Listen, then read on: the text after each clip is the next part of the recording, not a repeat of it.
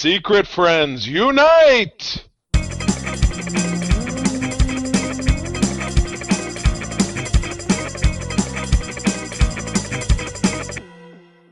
Welcome to the Secret Friends Unite podcast, episode 513. This is your guide to the geek side, and I am one of your hosts, Todd Oxtra. I am here, I am live, and we are ready to talk about Captain America, Brave New World with our something old, something new, and something blue. So that something old is Charlie Carden. What? You try it. I know how old you're going to be in a couple of months here, and it's older than me, and it always will be. So nice try. So you're something old, and what's borrowed is our great guest, Mr. Eric Hultgren, the Incredible Hulk, is back after a long hiatus of being a guest on the show. So it's good to have you back, my friend. It is great to be back, my friends. Thank you for the invite. Absolutely. Yes, we're going to dig in. So if he's borrowed and you're old, what was the third thing? Blue. Well, look at that. I did purchase my Captain America Sonic helmet thing from the popcorn bucket, which will never see popcorn, but it's right there. And then I got the free poster, which is right there. So I appear to be more excited about this film than I actually ended up being, but we'll get to that in a bit. Yes. After we talk, we kind of do some housekeeping and we talk about something great promotion-wise that's going on, which Todd will talk about. But I do this part where I like to talk about our great Patreon Secret Friend Squad. These are some great folks that by being part of our Patreon over at patreon.com/Secret Friends Unite, exclusive shows, no ad shows, Discord benefits, all kinds of great stuff for 7 days for free, and then as little as $2 a month by staying on board, which is a lot of entertainment for just $2 a month. Folks like Derek Trevelyan, the figure dude, good buddy of mine. Francie, my wife's hairdresser, she just got a brand new episode of Bad Trip to the Movies with the Cardens. Todd, we talked about Valerian, which I know you and I talked about. Oh boy, holy cow! It's a movie. It was a movie. Luke Lore, Mr. Xbox Expansion Pass, and my Uncle Tim down there in South Haven, Michigan. Much obliged. Friends with Benefits level, John Sedorf, the awesome Phoenix Sisters Entertainment, our friends Kelly and Crayley, Brendan Myers, Corey and HD, Matthew Keel, Kurt Krug, my buddy who gets me all those great interviews, and our friend Tanya Lee down in Alabama. And then last but not least, and Todd's going to expound on this a little bit more, our top tier folks, our number one supporters, the awesome Nias family in the Twin Cities, Sean, Stella, and Henry. What do the Nias family got going on, Todd? You got something. Well, they're awesome. And they want to share the podcast, so they felt the best way to do that was actually give away 5 annual Friends with Benefits Patreon subscriptions. The good news is you'll get all our content ad-free, and first, you'll be part of our Discord. We have a Patreon Connect that we do typically every other month. We need to schedule that where we just get together, have a good time, chill out. But all you need to do to enter to win this awesome gift is subscribe and comment on all our YouTube videos. It's pretty easy to do that. And then rate our podcast on Spotify or Apple. And then if you do that, take a screenshot of that with your username. DM us on Blue Sky at Secret Friends Unite, Instagram at Secret Friends Unite, or email us at secretfriendsunite@gmail.com. You'll be entered to win, and we'll announce those winners on March 4th. Woo! Can't wait to have some new folks on board with the Patreon. Well, moving along to this cover, Todd, I will absolutely give you credit. Your ability to dig up these covers is certainly nothing that I've ever heard of. Always astounds me. So we've got something called The Bouncer from November of 1944. This is a World War II era comic selling for 10 cents. I feel like that was a lot of money back in 1944 when comics were still 10 cents in 1961 when the first issue of the Fantastic Four came out. So we've got this nice gentleman wearing a toga with the kind of the Jesus sandals. I'm impressed. And his associate is a Frenchman that either has a riding crop or a bottle opener. And you'll see it on the YouTube that we're talking about here. And they're jumping off of, does that say Atlas? What does the pedestal say he's jumping off of? Antios? Antaeus. Okay. Antaeus. So anyway, the word bubble, or the word block right by him says, new thriller, The Darkened Lighthouse, Adventures of Rocket Kelly, One Round Hogan. And then underneath Antios, as he's jumping, a very 1940s looking woman, two hoodlums, one of which who has is that a laser gun or something? He looks like he has like a laser rifle or something. Yeah, I it's a don't know what's Tommy going gun. on. It's a Tommy gun. Yeah. Oh, yes. I didn't see the big old thing that's underneath. And then the other guy's holding his pistol to do it like a club, and he's got a valise, which I assume is filled with dirty money. Might as well have the big dollar sign on it. So that's the first page. What's going on here? I mean, let's get some thoughts. So the cool part about this comic was published by Fox Feature Syndicate, which quite honestly, it's Fox, so maybe Disney now owns this, which would be pretty cool. So now they have some new characters to go after, but this is one of those anthologies. So it's basically got 4 stories in it, and the one on the top was the bouncer, and essentially it was about a duo of people called Antaeus Jr. and Antaeus, which was a Greek god or something like that. That was a sculpture, and his ability was to bounce off the ground. The harder you hit the ground, the higher you bounce. I don't know what that good thing that could be. Would be, but that's get what away it from was. stuff. Get away from stuff. He fought a villain called Goldbug, and then there were other stories in this comic as well, based on those names of those titles. So at this point, you are getting more than one story for your 10 cents. So I think it's a good deal.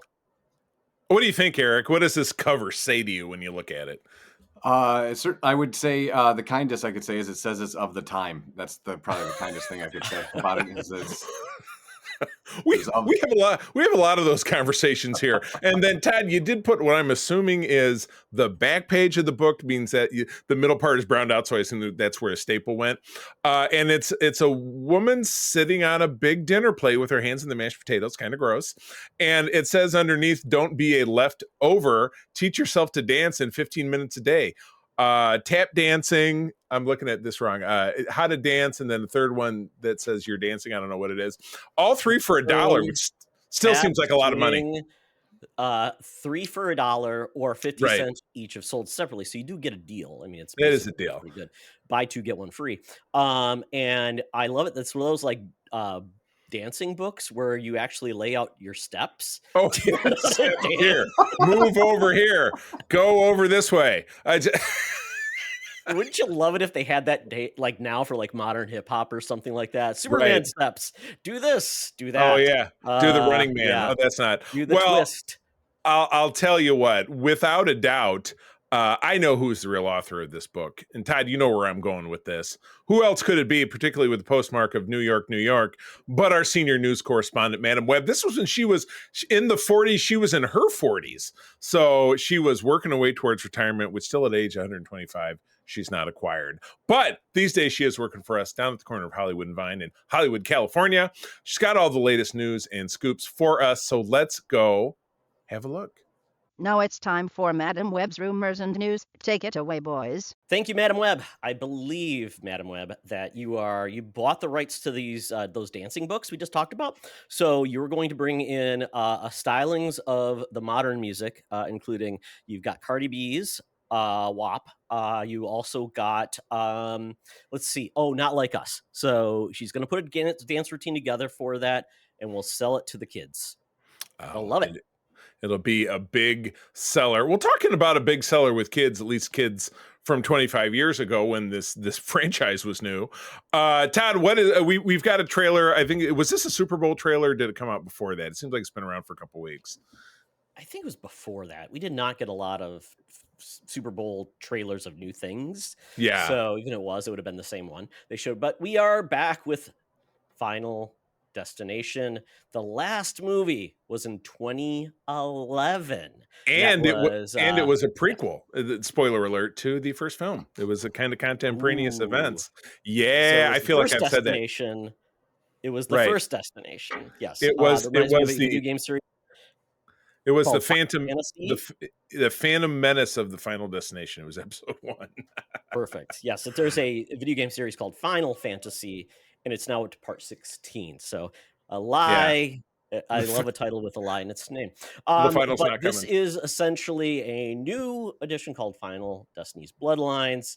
I don't really know what will be new in this series, but basically, this is your Rube Goldberg puzzle Invoked Death, which is always fun.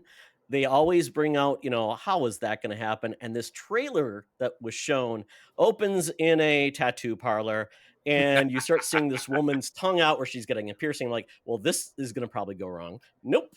The good thing about this is they always stretch out kind of like all the elements. They take picture, they're zooming to different parts and showing this. And then once you start seeing what's going to tip off, you're like, well, what's going to happen? And that's the part that make these movies great. I mean, literally, he was in a tattoo / piercing hall, and you know what? It was his time to get a piercing, and it's well worth watching. I just want to say, it was a long one too, as I recall. It was like about you're 2 minutes. full. Yeah, well, you're full because your standard like full trailer for movies like 2.5 minutes, and this was just kind of a scene from the film. It wasn't anything like kind of groundbreaking. Eric, where do you land with the Final Destination films? April and I watch them every October, all 5 of them, just shotgun them through. Oh yeah. I do not know that I watch all 5 of them, but I would say like that kind of Saw-esque Rube Goldberg horror is very, very fun. And I think the reason that this one is so long is because of how long it's been since it's been out. So it sort of gives you, this is what these movies are. If you didn't see the one 30 years ago, this is what we're doing right now. For the kids who are new to this, right? Yes. Yeah. Right. And now they're not just killing teenagers, which was obviously what the first one was all about.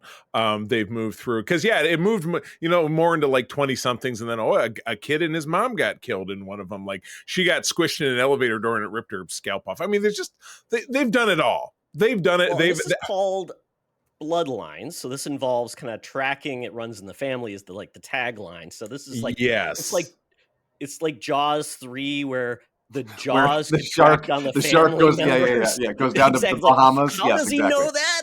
He smells them from the air and tracks down, well, it's like salmon spawning, right? Just kind of swimming upstream. Not really. But that was the movie that Roy Scheider was. He couldn't track Roy Scheider down because he already left to do something else and brought in Michael Caine for that movie. Oh boy! Yeah, this is going to happen, and this has got to be Tony Todd's last film because he said he's in it. Breck Bessinger is in this too, which I always liked her from Stargirl. So May 16th. It's going to be a movie, and I've got to admit it, I've never seen a Final Destination movie. That I'm just so you've got to be kidding me. Probably check it out. So your entire life you can drive down the highway next to a truck with logs on it, and you're totally fine. Like that has not affected you at all. Because the rest of us, it's not. Yeah. It's not okay. It's a thing. It's probably, even though that was the second film, I feel like that's the thing visually that stands out to a generation, even though it was the second film. Because the first one was, a plane exploded, and that's terrible, but it doesn't seem that clever. Don't get on the plane, right? Or something like that. But it's not like I'm driving down the highway behind a logging truck. And of course, these films are all filmed in Canada, so I'm sure there's logging trucks everywhere because they got a lot longer. Which brings it back, if I'm on the highway, I'm always worried about one of those because going underneath one in like Christmas Vacation. Very good. Family. Gotcha. So that's my greatest fear of being trapped under a truck for no reason. But I this understand. will be, I think this will be the feel-good movie of the year. Yeah, and right in the middle of the summer season. So this and the sequel to Megan are our big horror movies for the summer. It's like, hey, Todd, where are those going to land on our summer movie challenge? I have no idea. Another movie series I need to watch. So the first one. When there's only one movie in a series, I guess that makes it a lot easier than when there's 5. It absolutely is. So so I mean, obviously we'll see it because April and I enjoy it, and like I said, we shotgun through those just as a giggle during Shocktober because they're all the same, but it's different people, and you can say, oh my god, that's so inventive, whatever it is. All right, moving on. Todd, this month, either next month or in April, they start filming Avengers Doomsday. Or so I heard in a video I watched this morning. But the rumor report is Tom Holland, while busy off filming another project, will be more of a Mandalorian style talent in this, doing a voiceover for a mostly masked Spider-Man, which is great because they don't typically do that in these movies because everybody wants to see how pretty Chris Evans is or Tom Holland or whatever, or Robert Downey Jr. Where in the comics, Spider-Man is masked, 95% of the time. So what's our early thoughts on Doomsday? I mean, it's obviously going to be really shaped by what happens with the Fantastic Four, I'm sure with the Thunderbolts as well, but I don't know. What are we thinking about? Well, You know what I'm thinking? I'm thinking Tom Holland's going to make a lot of money because I think he's going to be making a new contract. So, and as of right now, I've heard rumblings about a new Spider-Man film, but we don't know when that's going to happen.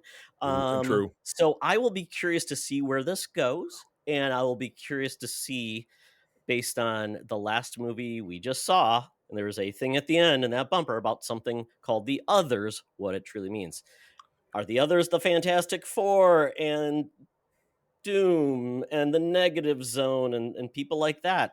I'm curious. I'm curious really what this big threat will be, because if it's truly Galactus, that's pretty cool.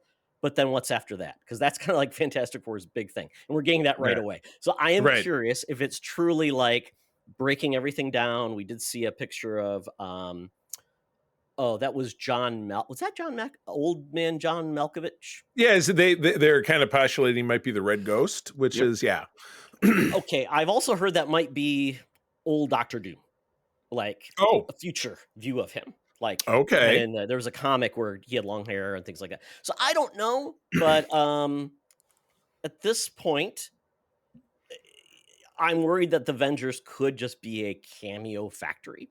Like, it's going to be like everybody's going to be brought back from everything, kind of like Wolverine, Deadpool. I don't know.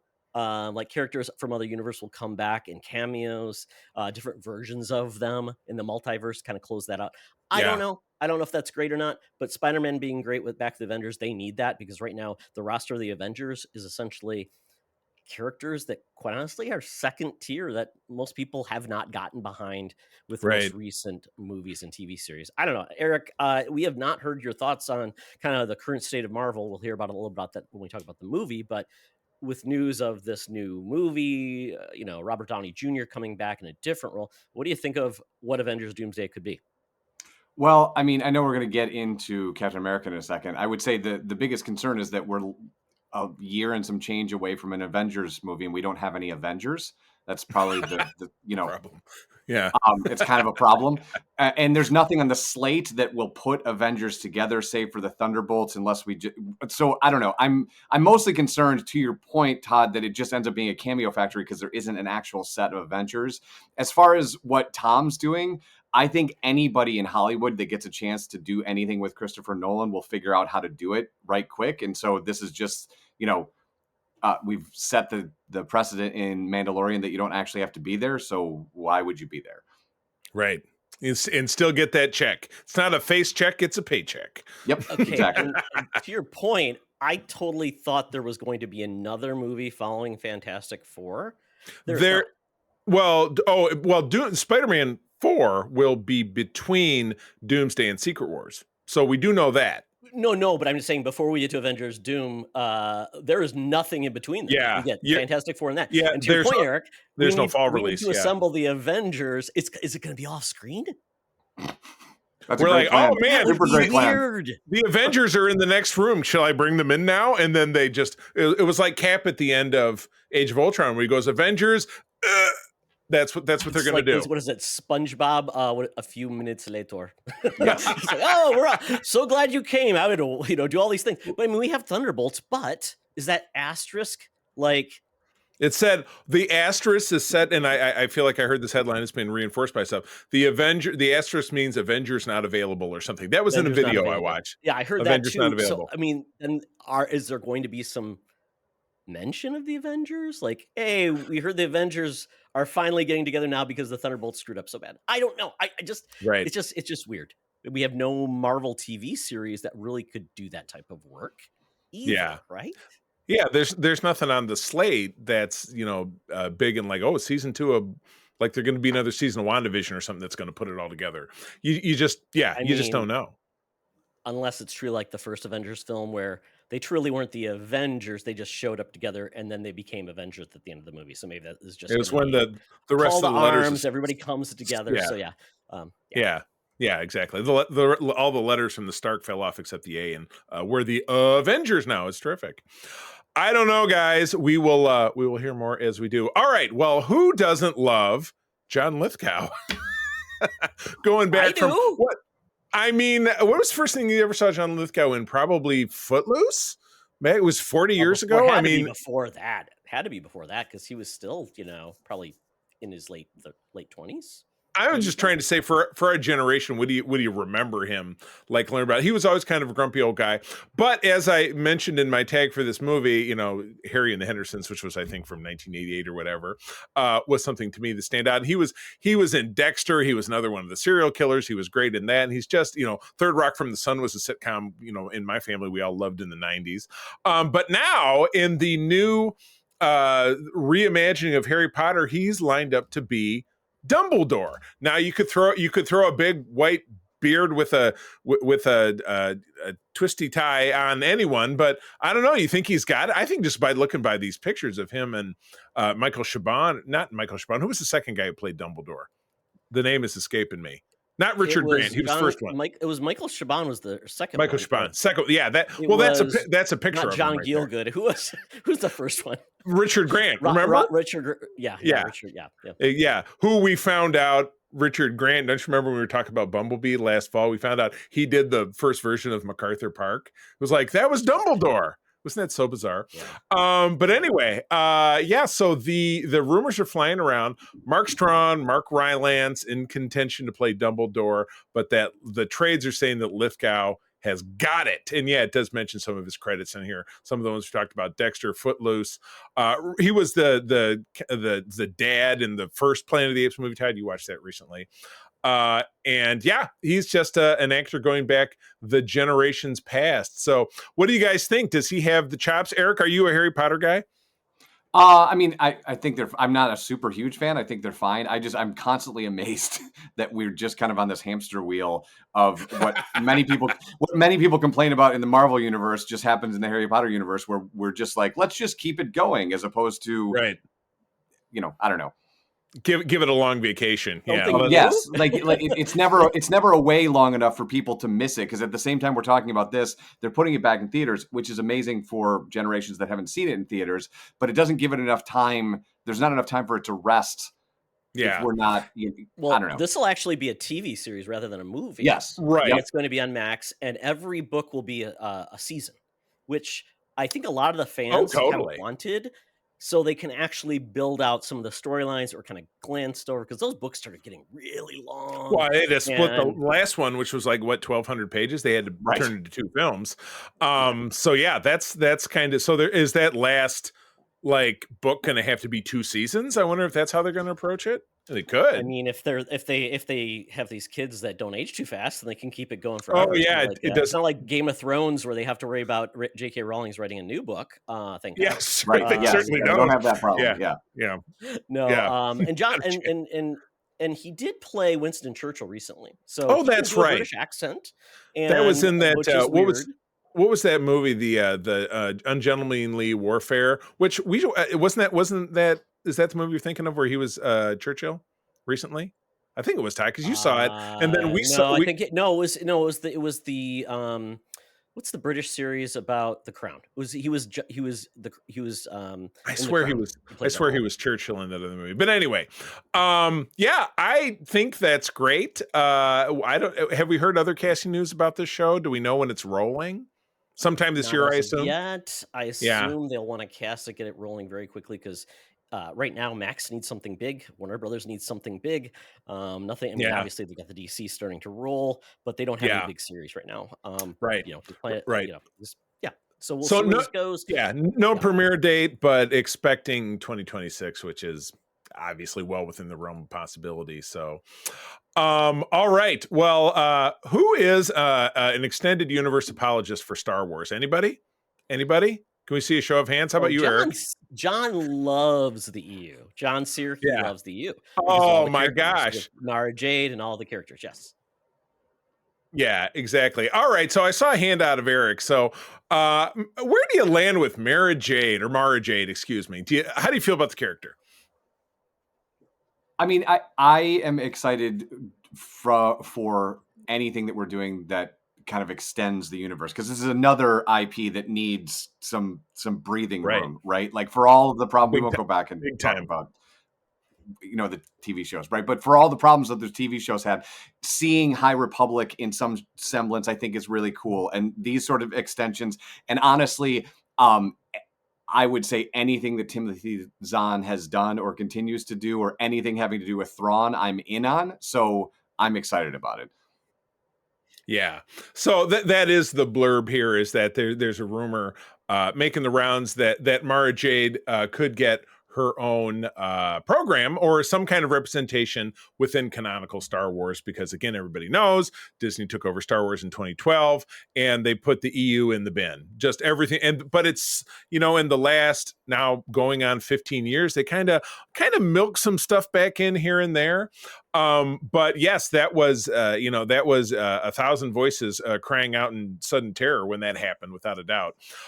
So how would this work? Would this be like an Elseworlds deal, or like an animated bit where they're like, here she is and she's animated, and here's a new dude doing Luke? You know what I mean? So would it be like that, or are they gonna like go for it for real, and maybe that's when they finally recast Luke Skywalker? I mean, what they've done with Bad Batch and Rebels, I'd be down with animated to start there and then kind of bring it into live action like they've done with some of the stuff from Rebels and obviously a little bit from Bad Batch.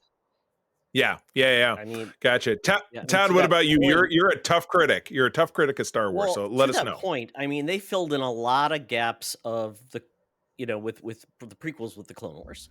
Yeah. So I am fine going animated, a different style. I was not a huge fan of the art style of Clone Wars and things like that. I'm fine with stories within kind of that EU era when we were, as anyone wanted more stories with these characters, that's all you got, because you got the books and the comics and video games. Yep.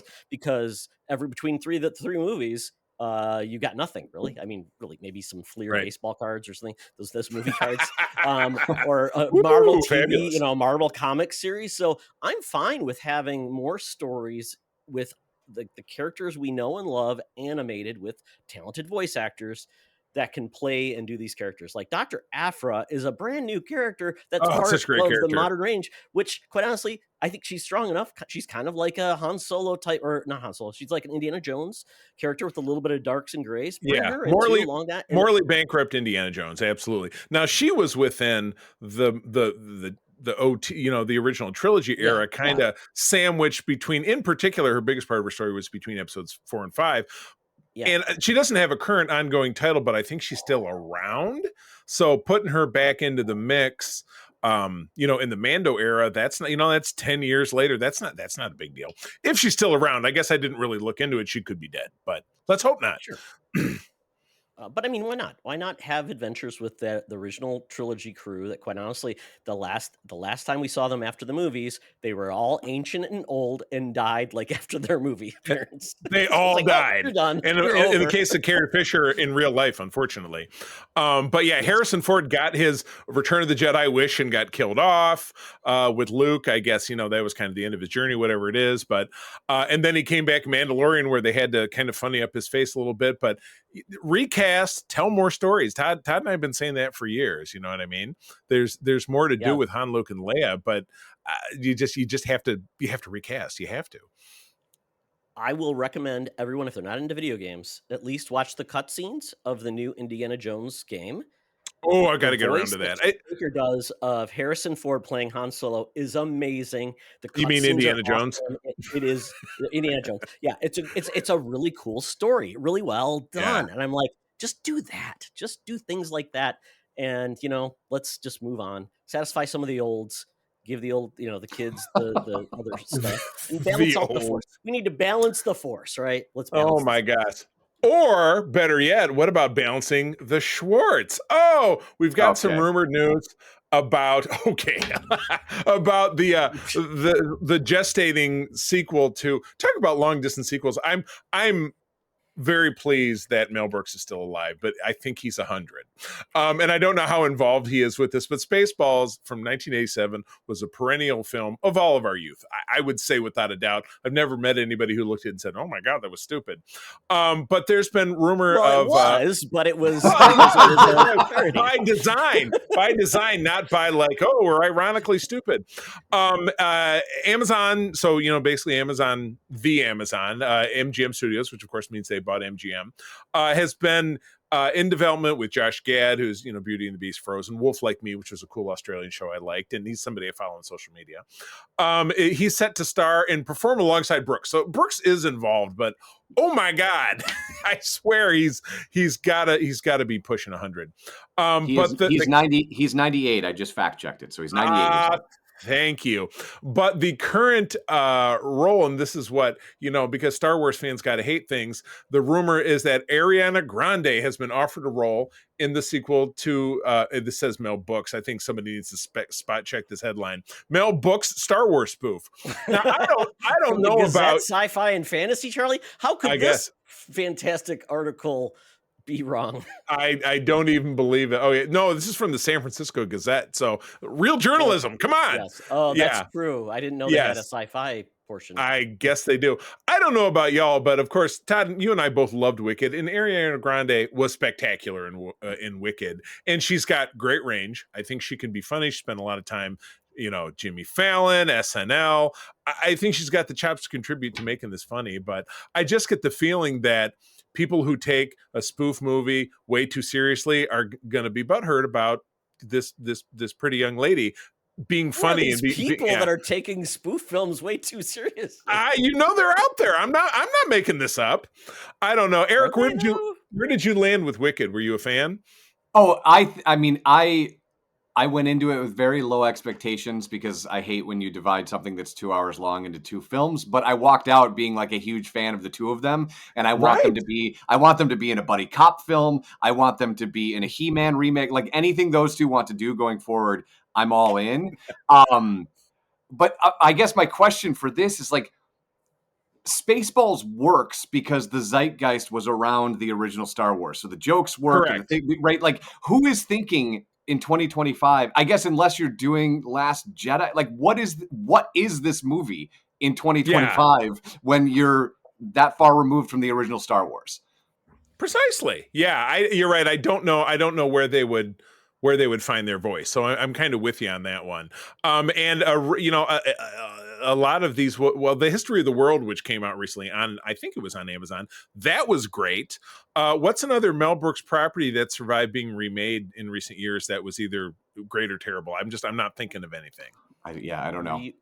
We had History of the World Part 2. Exactly. Is the last thing I could think of. And that was so-so. Yeah. It was more like a sketch show. It was kind of like, because that's what the original movie was. And they could just do sketches of things that are kind of... and how could they go wrong, right? Exactly. And nobody has really thought to redo any of his, like, classic comedies. It's not like Young Frankenstein. They're not doing another Blazing Saddles, I'll tell you that much.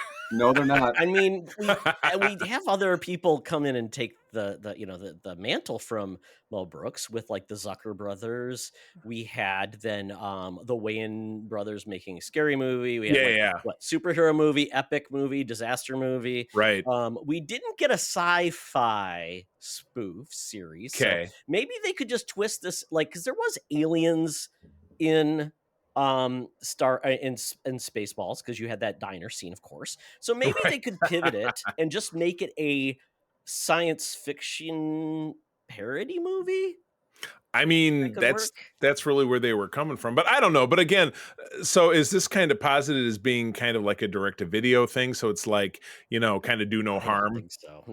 Not if you're casting Ariana Grande. Yeah, it's very true. Josh Gad's involved. I wouldn't think so. And by the way, there was a Spaceballs animated series. Yes. And I put a link to it if anybody wants to. And you can watch those on YouTube. It was bad. It was bad. So maybe that's the canary in the coal mine. Yeah, the canary in the coal mine. The canary in the Spaceball. Carrie Fisher in the coal mine. Oh no! Oh, come on! Don't do too that. Soon, bro. It's been almost 10 years, but it's too soon. All right. Well, that takes us out of the news. Todd, the Uber has arrived. We've got to get to the Geek Easy. They're expecting us. I don't know if that means they're going to murder us or whatever, but hopping in the car, he's got a yacht rock playing because he wants to annoy the hell out of Todd. But I hear this familiar advertisement. Talk nerdy to me. Talk nerdy to me. We're sitting in the Geek Easy, cover bands playing, drinks are poured, and we are ready to get our nerd on. So Eric, you are up. Yeah, so I am doing a couple things right now. I'm making my way through the Dungeon Crawler Carl series, which I'm loving. If you're not familiar with this, it's a book series that is a guy who's breaking up with his girlfriend. As that's happening, he's watching her cat, and aliens come in and take over the planet. And the long story short, without spoiling anything, the cat and the ex-boyfriend end up having to dungeon crawl for the foreseeable future in these books. They're exactly what I needed. They're super funny, and they're all over Book Talk right now. So that's funny. I can't recommend that enough. I'm watching the new Spider-Man animated on Disney, which I think is Big really, fan. really cool. It's a lot of fun. It's Yeah. a lot of fun. Like I love all Yeah. of it. I love everything about it. And then because it's Valentine's Day, I can't say enough good things about Heart Eyes. It was a great. I think we meant to. We didn't end up going out this way. We could have gone to see a movie like yesterday, and it didn't end up happening. That would have been the one I wanted to go check out. So it's a horror movie, right? Well, like, so it's this beautiful dance between a rom-com and a horror movie at the same time. And so there's like long stretches where it's doing rom-com and there's no serial killer at all, and then you're reminded very quickly that there's a human being that's trying to murder all the people in love in this movie. It is so funny and so well done. And because that's a hard, you guys watch enough movies to know, like when you're bending genres together, it's very hard to get the tone right. And I just thought this thing was just brilliant in how it did it. It's so smart and so self-deferential and funny. I actually wanted to see it. I also was going to go see it yesterday after I saw Captain America because I just thought it was that funny. I wanted to see it again. Oh my gosh, that's great. Yeah, that was on my list too as well, and I had heard good things about it. I mean, you talk about like that genre. I think a movie that I really enjoyed that's kind of doing the same thing is Lisa Frankenstein.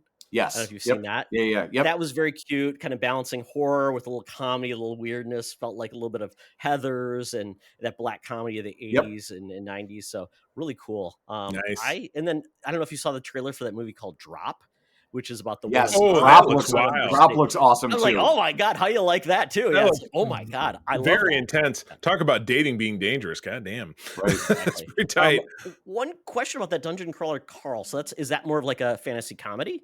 So yeah, but I the technical term I guess is a lit RPG. So it runs like a Dungeons and Dragons campaign. So these characters are ranking up during the course of the exposition. That's awesome. But it's like it's really dirty and funny, and like there's an AI in the first book that has a foot fetish, so it won't let the main character get shoes for the entire dungeon. So it's like that kind of like oh my god, funny. That's so wild. I love it. Good deal. Yeah. All right, Todd. Genre.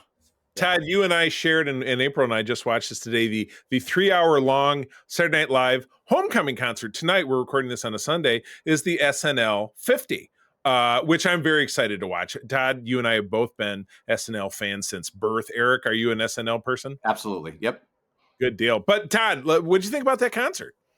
Yeah, SNL is a institution. I know everybody complains about it, but something doesn't stick around for 50 years without exactly like the Flintstones or the Simpsons. Yeah, exactly. It is part of our culture. It's been around forever, and just don't know how long it's gonna last. With with the main guy, Lorne Michaels, potentially stepping down.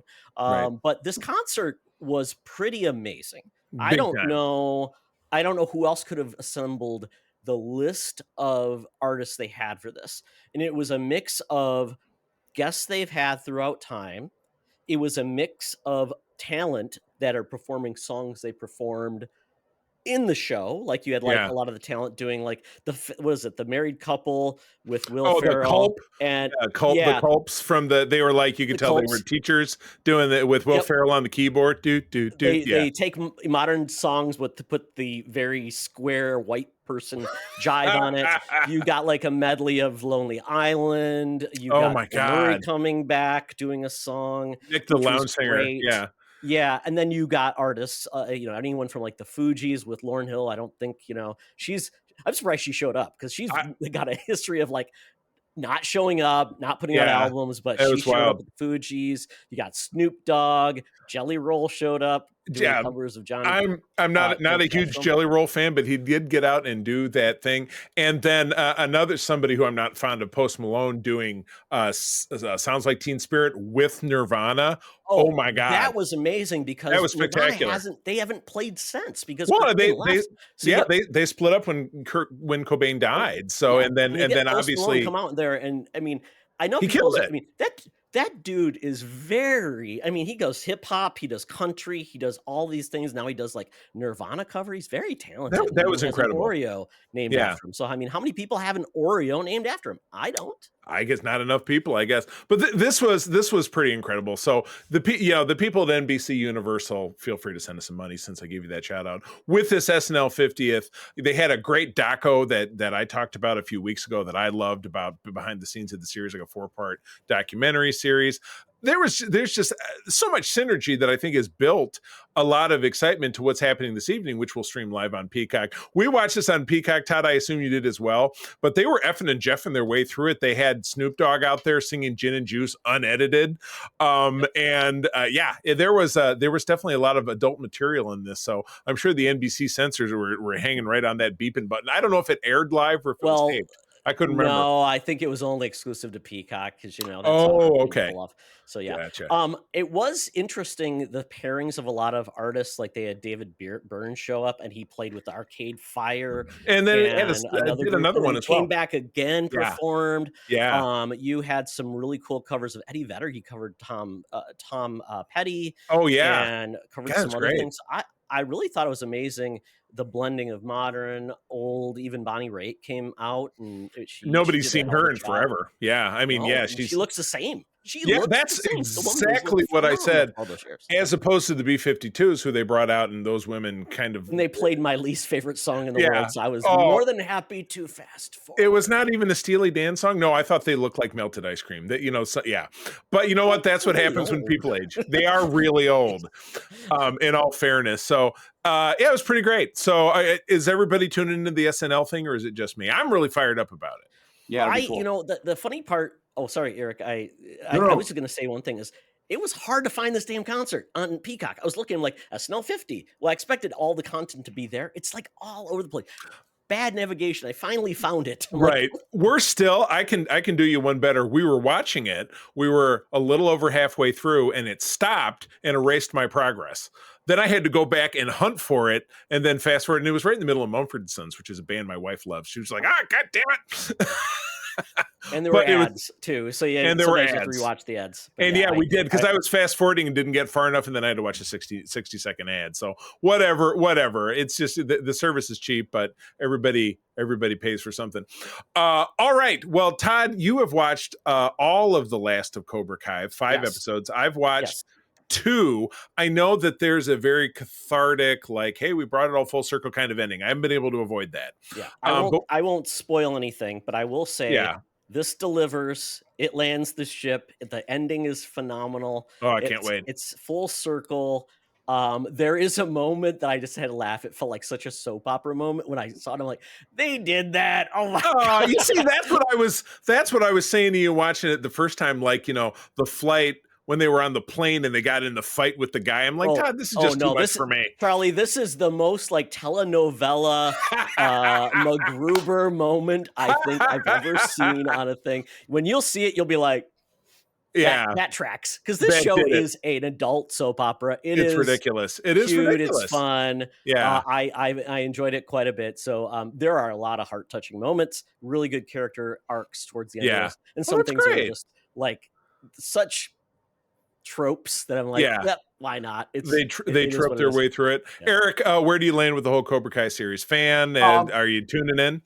I am not all caught up, but what I will say is, somebody as the same age as you, I'm blown away at how well they've deftly, because if we were kids and you said, hey, 30 years after you're done watching the original Karate Kid, a streaming service called Netflix is going to launch this telenovela version of people fighting karate in their 50s, you'd be like, that is the dumbest thing I've ever heard in my entire life. And yet this thing continues to kind of build fire and builds to, Todd, don't spoil it. So don't nod, just stay, don't blink, don't do anything, but builds to another movie, which is like such we're getting chess, crazy. such chess in this whole thing. Like I've been endlessly impressed by crazy. what they're doing. I think it's awesome. Oh my gosh. Yeah, I'm impressed. So and one correction on that, Eric, this is the best part about this. This actually started on YouTube Red. It was That's one of the That's original right. YouTube That's right. Red Yeah. It was shows. like, for a half second, it was on. Yeah. and I The love fact that you, this survived yeah. YouTube Red going down. I is think it's amazing. incredible that YouTube is so powerful. They could try to launch their own streamer. It fails, and they were just like, let's launch a paid TV service instead. And it works, live TV service. So YouTube is pretty unstoppable. You know what? There's no one that I know doesn't use YouTube on a daily basis for all kinds of stuff. Where else are you going to go? Vimeo? You're going to go to, what is it, Justin TV? My God.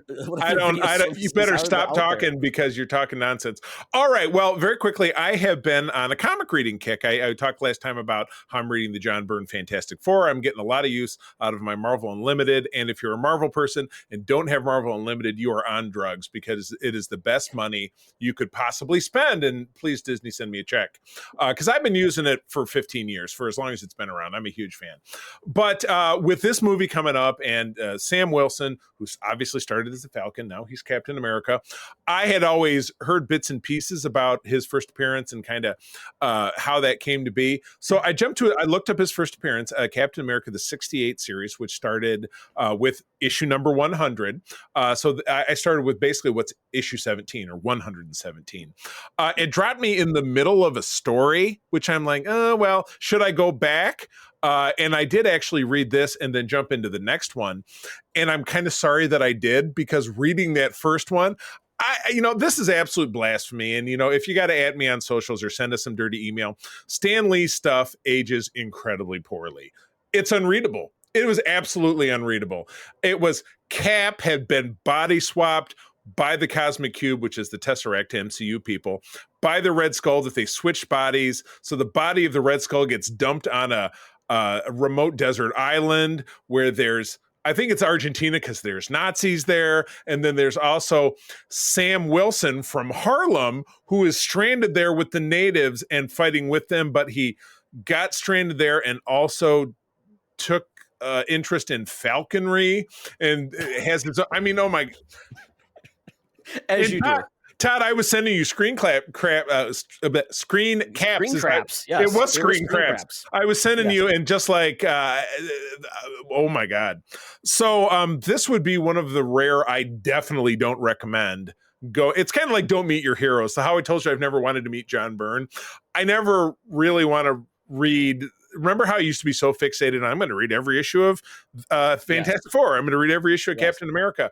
I was dispelled from that by reading stuff like this. You've been cured, Charlie. I have been cured. Now I'm just sticking with the good stuff. So, Eric, you're a well-rounded guy in our genre. Do you have a Marvel comic you're particularly attached to? Have you read some of this older stuff? I have not read the whole older stuff in a while. I was Marvel Unlimited for a minute, but I haven't done that for a while. I've been going to actual physical stores and buying. And as far as Marvel, I'm mostly reading Miles Morales and anything that has anything to do with Cable. It's kind of what I'm doing right now. So quality. No, I totally appreciate it. What now, Eric, you and I live in the same town. What's your shop of choice? Comic Signal is where I go. Oh, so you're a North Ender. Got it. Yes. Okay. I live near and have gone to Argos my entire life, so I still do. Yep. Yeah. Good stuff. I love it. Local shops. All right. Well, that's it for me, and that's it for the Geek Easy. So the main event has arrived. I have my phone out, got my Air Qantas app opened up. We are headed to the land down under where Hologram Tina and the mutants await us to take on Captain America, the Brave New World. Let's do it. Welcome to another edition of Thunderdome! Thank you, Tina. The mutants have been gathered for a topic or a game to be entertained. And this week, we are doing our review of Captain America, Brave New World. Just to let you know, we will be going through this movie spoiler-free first. To a point. Our review score, and then basically pause it if you have not watched this film, and then we'll be going into the spoilers on the second half. So we will make sure we check ourselves before I wreck ourselves. But we would hope if you're seeing the movie later, come back and see what you think of the spoilers. So with that, let's get started. Let's do it. This movie Basically, the log line is Sam Wilson, the new Captain America, finds himself in the middle of an international incident and must discover the motive behind a nefarious global plan. This is directed by Julius Ona, screenplay by 5 people, story by 3 people. 3 people. Yep. It's a cauldron. It's a lot of people. 118 minutes long, which is one of the shorter Marvel films. Time. Yeah. Budget of 180 million. It looks like it's going to make about 80 to 90 over the 4-day weekend. Well, no. Hold on. That number is now tracking to be north of 100, close to 200 globally. That's in one of the links I have below. Yeah, but yeah, no, I'm sure when you pulled this, that was accurate. Yeah, domestic. It looks like it's going to be pretty close to like 60-40. This 60 obviously being overseas, so that's not bad. Yeah, and people we've seen in these movies before.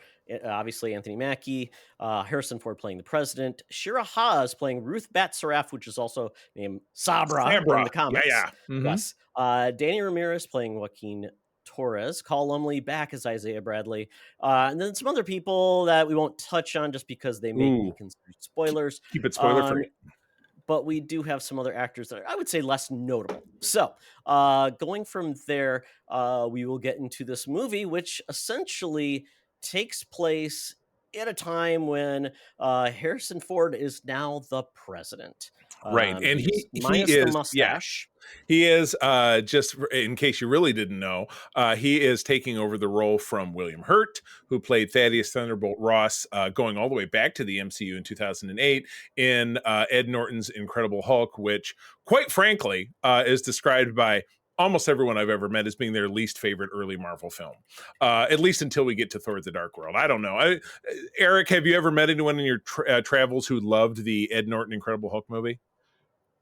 Other than, so I actually like Ed as Banner. So, do I like the film? No. Is he a good Bruce Banner? Yeah, I think he's a really good Bruce Banner. I could get on board with that. I like him as an actor as well. But yeah, he was one that I think after that film, he went loggerheads with the Marvel people, and it was my way or the highway, and he took the highway. So Todd, he wanted a lot of creative control that he did not get, obviously, in a Marvel movie. And do you remember who the first Thunderbolt Ross was in the Lee Hulk film? Mr. Mustache himself, Sam Elliott. Yeah, Mr. Roadhouse. Yeah, kind of crazy that we've had 3 of them. So, and I'm trying to remember who the president was before. President Ritson, who was I was just talking about Shane. He was a character, and it Dermot Mulrooney from Secret Empire or Secret Invasion, which that's right. That was the last time we saw a president. Yeah, he was a one-termer because at the end of that he got all evil, and obviously that did not resonate with the voters. So so this movie was set to be more in line with a political thriller, kind of like in regards to the 70s thrillers that came out, like was it The Parallax View? We had a bunch of others where people were basically being drugged or hypnotized to assassinate world leaders. Manchurian Candidate-ish, which was going further back, but yeah. Exactly. So with that's kind of our premise. What we do get, and I don't know if this is too spoilery, but that we finally find out that the celestial body has been once again actually brought up in a Marvel movie, which really we hadn't heard about that. It's only been 5 years. Yeah, exactly. And they do discover adamantium. So I know that's low level, but that becomes the thing that brings all these nations together is the fact that basically now this has got this body there that is now essentially a land, if you want to think about that. And all these foreign nations are trying to get the adamantium, but what they're trying to do is get a treaty so that the resources can be shared globally, because this element is at the level of vibranium, and vibranium, as we know, is controlled by Wakanda. We want a resource that can be used for many, many things across the world. Exactly. So that's kind of our premise set up. Sam Wilson is Captain America. That was established in The Falcon and Winter Soldier.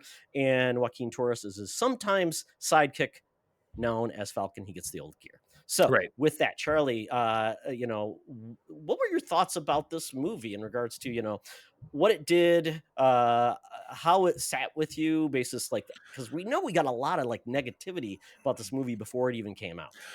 That's true, and a lot of my thoughts, which I'll go a little, when we're in spoiler portion, kind of speak to that. because this was a movie, and as you'll kind of see on some of the links that I provided below, went through extensive retooling, and as we all know, it's fairly standard in any filming environment, any movie that comes out there, to be, we had some reshoots because we went back to do some ADR or this thing or that thing.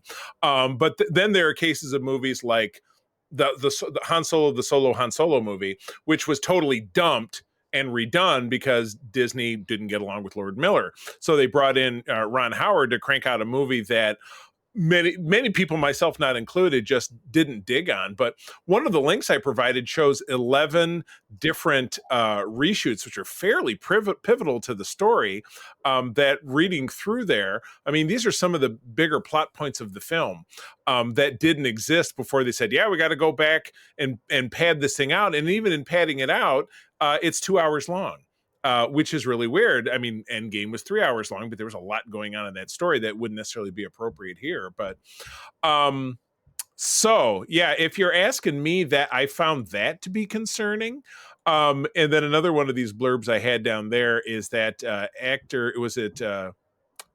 what was the young lady's name, was going to play Diamondback, who was a member of the villainous group, the Serpents, or the Serpent Society, which I just started reading that again from the kind of classic Mark Gruenwald from the 1980s. And it was the young woman, her name was Rosa Salazar, who was a lead of Battle Angel, which is a movie I don't think I saw.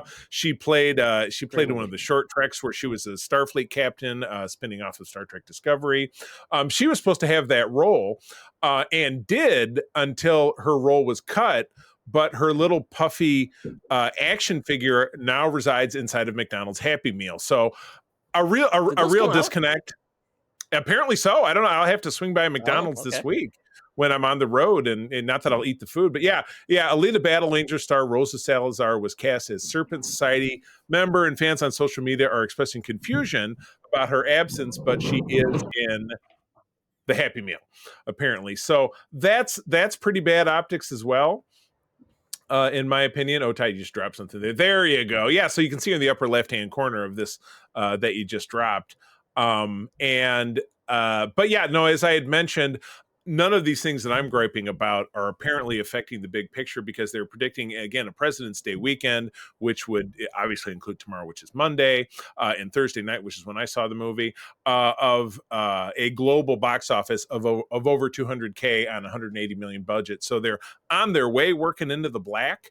But as we all know, that doesn't really mean you've got a great story on your hands. Yep. So, Eric, when it comes to all of the noise beforehand, now you've seen the movie, what are your thoughts? I mean, on this movie in regards to, to deliver, where does it feel like it fits within the MCU? Does that matter? Does everything have to connect to have an enjoyable film? That's a great question. The short answer is no, not everything needs to connect to have an enjoyable film, unless you say 19 times, and this is not a spoiler, unless you say 19 times, we really should put the Avengers back together, then yes, you have to connect it to other things.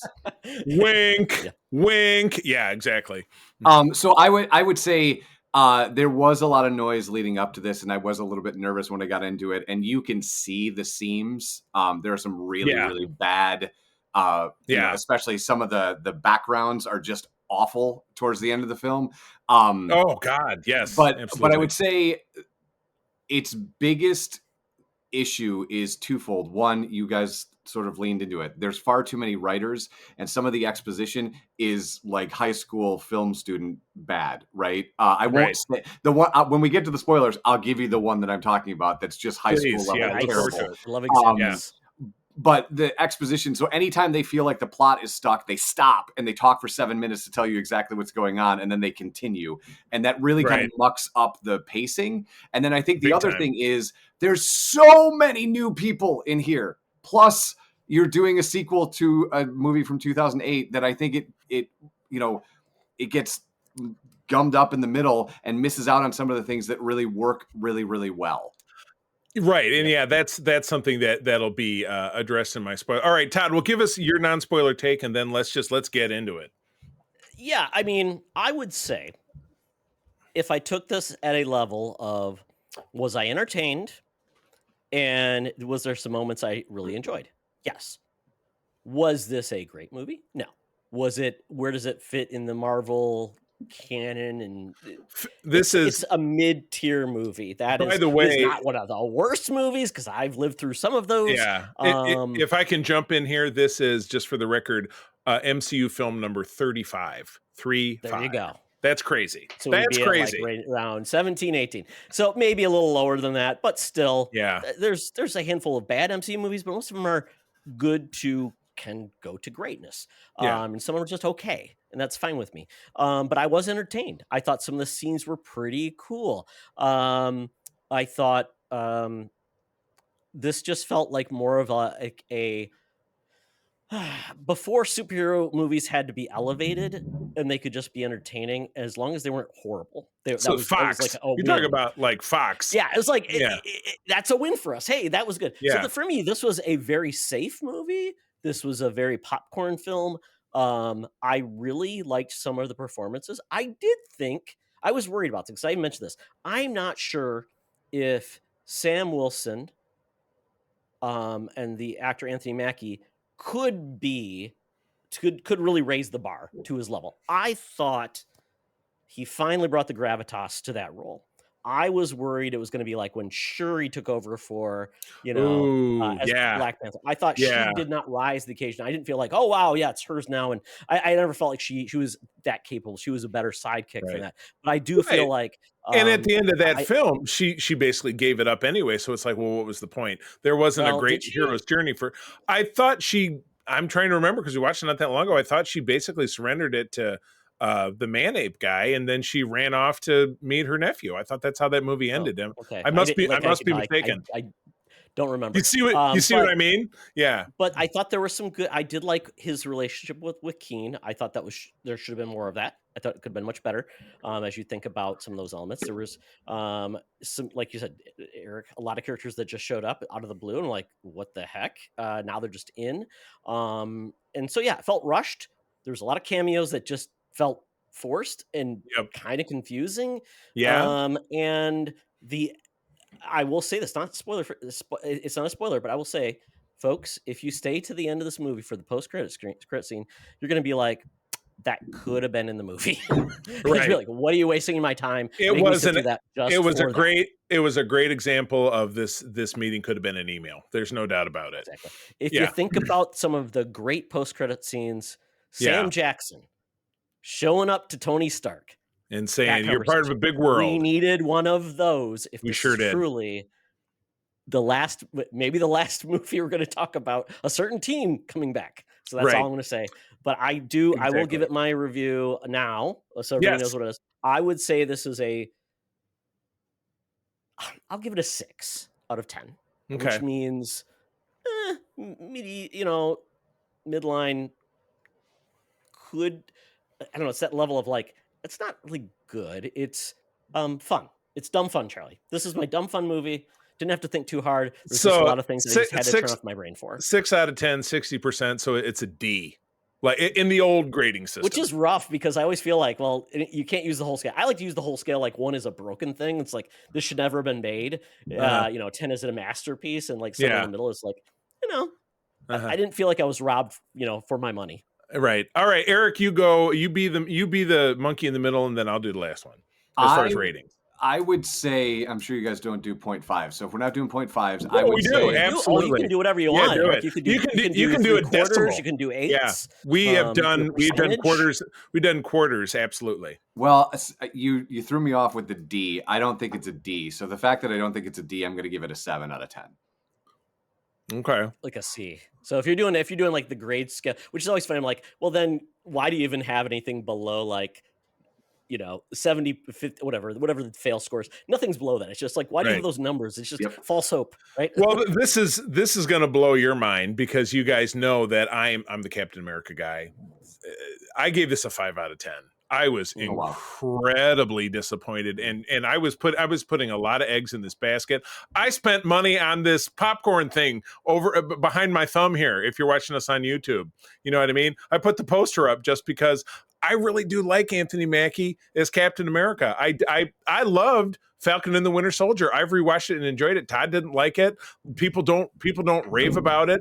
I thought it was a great, grounded, following through on a really pivotal storyline that I loved from the 80s by the late Mark Gruenwald, the Captain America No More, when Steve gave up the identity and John Walker came on the scene. Loved that storyline, and I thought they did an all right job telling that story. And so, but I don't, and I have my thoughts, which we can go round robin and I'll read through those. But there was so much lacking in this for me that I just couldn't get behind it. So right. Spoiler time. Pause your folks, pause your iPod. You heard our thoughts. Pause here if you have not seen the movie, or if you don't care, keep listening because now it's spoiler time. Right. So with this, I think it's going to be interesting how we talk about this because essentially this movie for me, I think had a lot of promise at the beginning, big time, and then it kind of fell apart. Yeah, kind of reminds me of Captain America: The Winter Soldier when that first scene when they're going in, he's going underwater, go up in the ship, takes on what's the guy's Batroc, which I thought was great. That was such a cool opening of a movie, and same thing here. I thought there was a good plot. We're going in. I thought Falcon was pretty neat the way he came in. We got introduced to the Serpent Society Sidewinder, Guillermo del Toro. No, Guillermo del Toro. Did he take up acting? If I can interject, because the Serpent Society, it was funny because I was just reading those comics just yesterday. Was again, they were fantastical, and then going back to Batroc, he was just a dude who wore a goofy costume, which they managed to do. Like the duel between him and Cap at the beginning of that movie was totally amazing. Sidewinder and the Serpent Society, they're all super criminals who are themed after snakes. They got Sidewinder and Bushmaster and Diamondback. So just transitioning them over to be like regular ass dudes really sucked. And then you got the same thing. Cap has to fight some giant guy that they're doing. It's a punch up. They're just smacking each other. And it just blew. I just thought he had really... like little hooks. I think that was the only thing in his hands when he fought. And again, you could tell the impetus behind this. Well, we want to keep it grounded. We want to use as many real world elements as we can get away with. Yet they had Tiamat and the adamantium and the villain who was super powered. And then you of course have the Red Hulk at the end, which is not it's in all the marketing. So even if we weren't doing spoilers, it'd be pretty germane to talk about that. But I just absolutely thought they sucked. And as you can see in the article that I dropped, 11 of these scenes were part of the reshoots, and the Sidewinder piece and Giancarlo being a part of it was a very big part of that. And I'm like, but if you watch that scene in the movie, it just could have really been done without. They reshot it because it's like, well, we got to pad the time and sort of create a villain. But Giancarlo, then he was there, and then he comes back and gets captured, and he's gone. So it's like, who cares? Which sucks to be such a waste of such an incredible actor who in genre circles, he's enormous. Moff Gideon, oh my God, great villain. And then he sucks in this. Yeah. I will say the first time they meet up post, basically he escapes, gets away. And then I did really like the scene where they fought. Right. Where he's like, that was good. That was cool. Like, I mean, this is pretty cool. It was a good fight. I thought it was pretty well shown without, Sam without his gear, what he could do. I thought that was a pretty cool scene. But to your point, I felt like it was just, we're going to drop some names maybe to make fanboys happy. And we really didn't. And it didn't make this fanboy happy because, again, I'm a dyed in the wool Mark Gruenwald era Cap guy, and Serpent Society is one of his main creations that he started with when he did his run, early 300s of Cap. And they screwed it into the ground. They made it into something that was just it was just a pack of dudes. And really a pack of dudes because they cut Diamondback, Rosa Salazar, which could have at least, broken up the sausage fest a little bit. And so I just thought that sucked. Yeah. So Eric, you said you had a bit of dialogue. I want to hear what that dialogue was that made you cringe and feel like. Oh, you're muted, bud. You're muted. I will only give you one. Sorry, I was muting. I will give you one. There is a scene early on where President Ross talks to his executive assistant and says, "Have you heard from her yet? Betty, my daughter. It's like, Yes. you would absolutely know it was your daughter. There is no reason to say your daughter unless you're explaining to the audience, I'm about to talk about my daughter who hasn't been in these films for 57 years. So that's an example. By the way, The other example, Todd, is your favorite fight scene. I don't understand the motivation. Why does he want to kill Captain America so much? There's no reason why he shows up out of the blue and he's for free. He's a merc. Yeah, exactly. So if he's like, well, I escaped, but now I got to kill you, like just for funsies or just because, I'm so pissed off. But yeah, the Betty, my daughter, is like, his assistant was going to go, do you mean Betty from the Flintstones? Because I don't think she's real. Right. Yeah, exactly. And then Betty, the person. So go ahead. No, I was just going to say the only other thing that like stands out as just the red herring that they don't pay off is the amount of times in that movie that they say Bruce Banner, and there's no Hulk to be seen in this entire movie. No. They say Bruce Banner for most of the first 10 minutes of the film, and then Bruce Banner. Yeah, they show clips of Hulk fighting Abomination. Yeah, exactly. Like, we tore up Harlem. They mentioned that 2 or 3 times, and I'm like, okay, but again, it's kind of funny because 2 of the main actors who are in that film, William Hurt, God rest his soul, and Ed Norton, who is not assigned to a role that is ongoing, aren't part of things anymore. So overall, you kind of touched a hair. That's my second point. This film really leveraged a big part of it as a sequel to a 17-year-old film that most people hated. So it's like that scarcely a recipe for success. And like I said, the 2 main actor, one who got fired or quit, and then one who died. But as I mentioned, I've never met anybody who loved that film, was like, well, an early success after Iron Man was that Hulk film. They really nailed it. Everybody I talked to puts that in their bottom 5 of phase 1. They probably put it at the very bottom. So to predicate most of this and then our main villain on a film that people don't like, how is that going to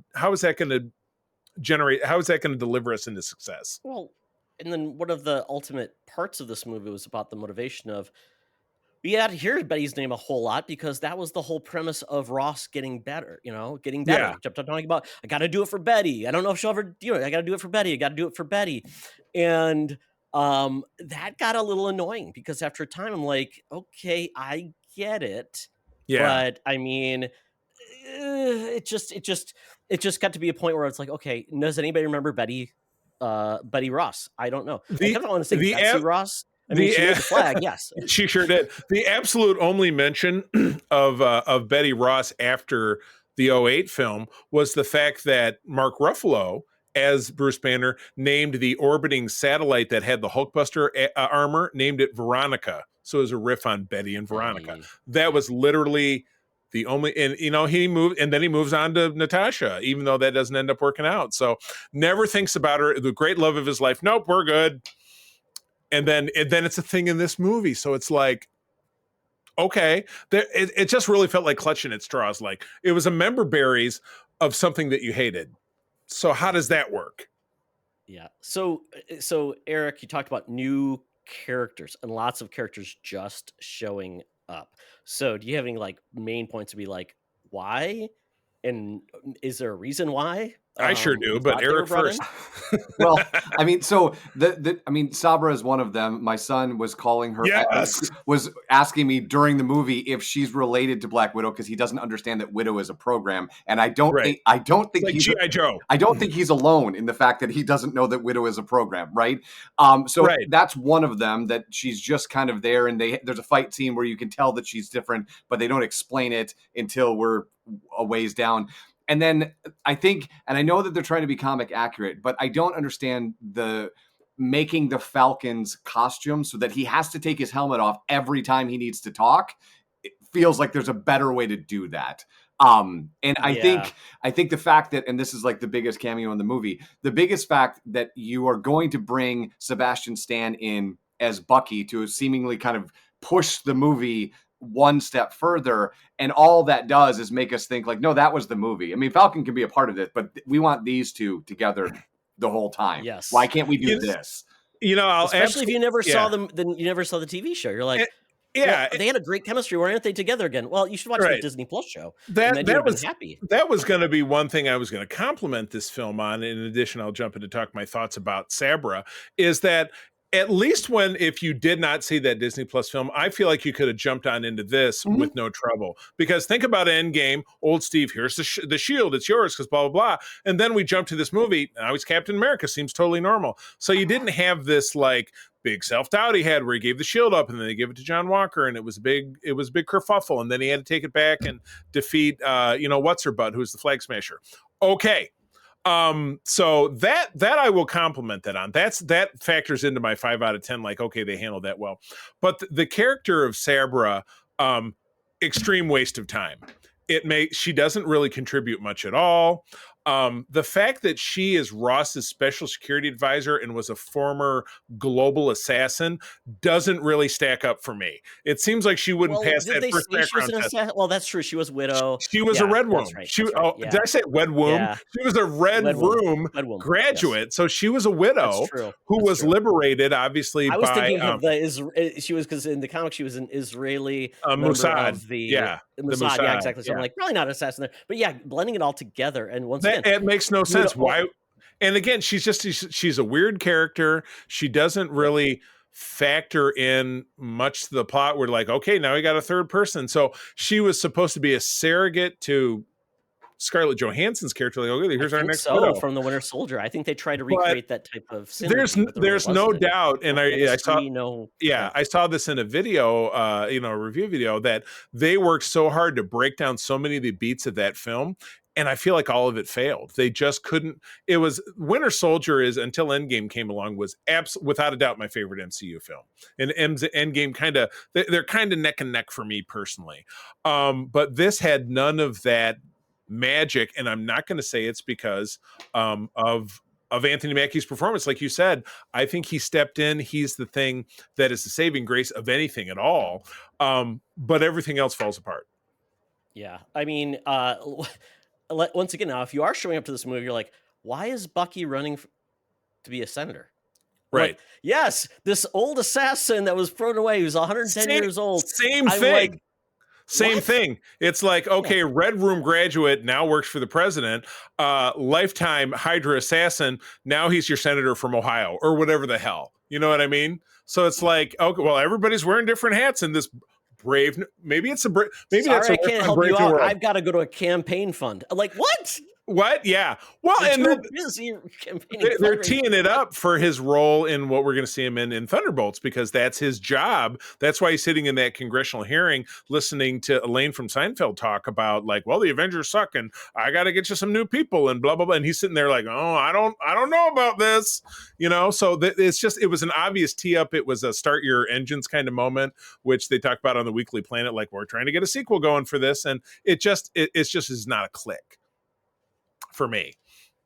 Yeah, I think a real huge missed opportunity was, I think there could have been done more with Joaquin Falcon. Yeah. I thought they had really good chemistry. I thought they were a lot of fun. That's a character I like. And his outfit. But they basically said, we're gonna have you go and crash, because we need to have you someone to show someone has to get hurt. Side. Yeah, exactly. It's like the James Rhodey moment, right? Exactly. So they I felt like they were regurgitating a lot of the beats from things we've seen before. They just didn't work as well. And I will give them credit. I think where people thought where this was going, and we'll get into the leader now because I think we have to, but a lot of people were thinking, I'm guessing, that he was taking the pills because he thought because he wanted to be the Red Hulk. Like, I am going to have something to stop us from these superheroes that I don't trust. So I'm going to be that weapon. When they did the Clone Flame, though, actually, he thought this was medication to stop him from his heart hurting. So I thought that was at least a little bit, okay, I get it. Because in the comics, that's exactly what happened. Ross got experimented on. He showed up, and it was a great run in the comics too. Like, who's this Red Hulk? It's actually Ross. He doesn't have a mustache though, so you can't tell. It's him. But I like that. Yeah, it's like the glasses on Clark Kent. Absolutely. But the whole leader plot line, just for me, was just off, because how did he get out of there? Obviously, he used mind control, but he was basically given unlimited ability to do anything in prison. Like, he wouldn't figure out a way to get out. he was never a villain to start with. He wasn't even a mad scientist. He was like, well, I'm really into, like, if you go back and watch the film if you haven't seen it, if you have to.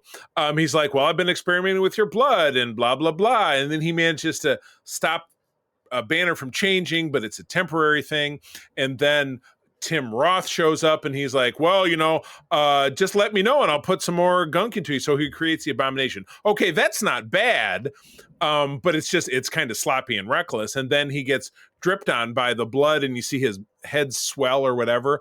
But he was never really then he was locked up for 20 years. So, okay, that can make him kind of like a bad guy, but it's like, it was a little light to kind of characterize his villainy. So, he was this big mastermind and whatever it is. It's not like he was Toby Jones and as Arnim Zola in the TV screen. And again, in Winter Soldier, where he's like, this is a huge master plan that's been gestating for, 70 years.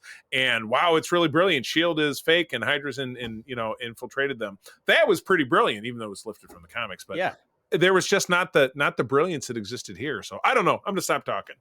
Yeah, Eric, when it comes to the character of the leader in the comics, obviously he's got the big long head with the black hair. He's basically really smart, but he creates other villains for the Hulk. He's like one of his notable villains, as much as the Hulk has a lot of villains there.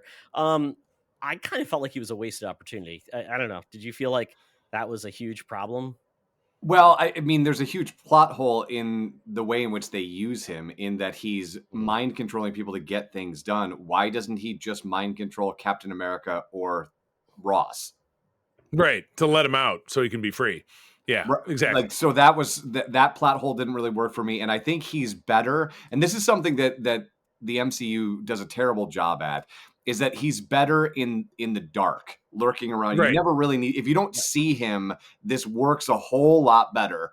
That there's just somebody who's checkmating people, and that SEAL Team 6 scene has a little bit more weight to it because he shows up out of nowhere, and he's creepy. But as soon as he gets into the daylight and he's just wandering around like he's going to get Starbucks, it doesn't really work as well.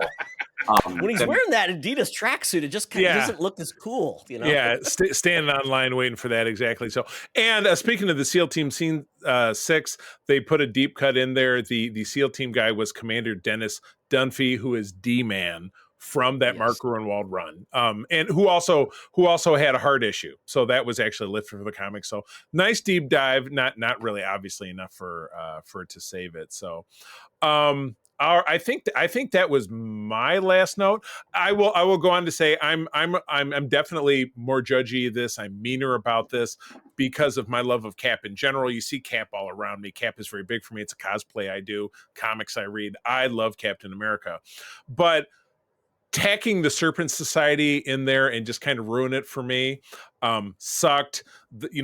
Wasting the leader who could have been a great mastermind. It's like how they wasted MODOK in the Ant-Man Quantumania movie. MODOK's a super cool character who is a crime boss in his own right. He's part of AIM, the Advanced Idea Mechanics, which ended up being part of Thor 3. So they're really just they're parting out all this different super cool bad guy organizations. The only one they've done right, in my opinion, is Hydra. Hydra was really done right in these MCU films. Everything else has just been kind of garbage. So I get why they have to move things forward, and then they have to, Eric, to your point, say you got to rebuild the Avengers. We got to get running with the Avengers. We got to do something, this and that. I liked how Joaquin Torres' Falcon outfit was green, because going back to the comic I talked about, Falcon's original outfit was green with no wings, which was weird, and he had a big gold chain because it was the 70s. Why wouldn't he? And deep V. And a deep V, absolutely. But I know that they got to give Stam new stories to tell. This just was not a good story. Yeah, I did like the battle with the Hulk. Yeah, because I thought it kind of brought back that the Hulk is a badass, can do amazing damage. It was interesting because people were saying, well, why are these things doing damage to him? Well, all of Stam's weapons were coated with vibranium. That's why they could puncture his skin. Right. The bullets couldn't. In the comics, Red Hulk was essentially his body temperature was almost his body was 5,000 degrees or something. And that's why he's burning stuff as he starts to burn out of his clothes. You see there's burn marks. They kind of didn't do that though in the when he was actually fighting. I did think that though they went back to the biggest trope in the world. Do it for Betty. Oh my God. Don't you remember the cherry blossoms? Love Oh, will conquer all, and they your anger will come they down. lumped it, and then he's in the Oval Office before he goes out on the podium, and he calls her and talks to her on the phone. He's like, we can go see the cherry blossoms, or whatever. It was horrible. And then Todd, I will agree / disagree with you about that final film. I feel like that's the CGI they just had to jam in because it seemed very, Of course. very bad. And when we get the sun is real low moment, and he talks him down and he converts back into Harrison Ford, I feel like they pasted him in there because you see Harrison Ford in a baggy pair of pants, and he's like jittering. I was like, I mean, when you make the Red Hulk a huge part of your versus a surprise, right. you put it in your advertisement. You gotta deliver something, and my biggest ouch, and then I will definitely shut up, is the weakest link in this story, and this breaks my heart, and this goes back a couple of years, is Harrison Ford. I have loved Harrison Ford since I was 5 years old. I saw Raiders of the Lost Ark in the theater with my mom and my brother, and I have loved Indiana Jones, read the books, have the comics, do the cosplay. I adore Indiana Jones. Harrison Ford is great. You got to put his ass out to pasture. He is way past the milk expiration for these type of roles. I think he does great on other things, shrinking. But when it comes to like action things, where you have him part of a franchise, I mean, it's rough. That's probably a bad call. And again, I didn't include these in our reading, but I read a long article about his grousing his way through the entire film and being a grump, and he in doing the mocap stuff. I read after his plane injury a couple of years ago, he can't raise his right arm above his shoulder. Todd, it was kind of like how you described the arm injury you have, that you can't raise your arm up.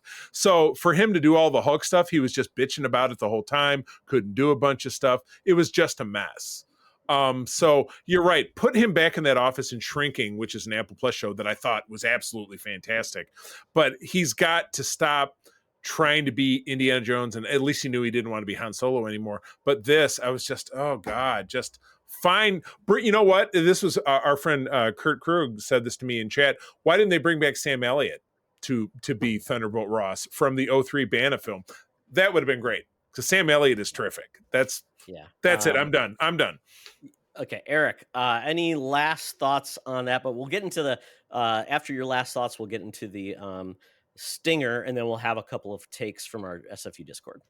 I mean, the only last thought I would say is kind of echoing what you just said, Todd, is like, if you're going to put Hulk in all of the promotional things and you're going to wait till the very end of the film, it should be a half hour long, or you should do it sooner. I do disagree.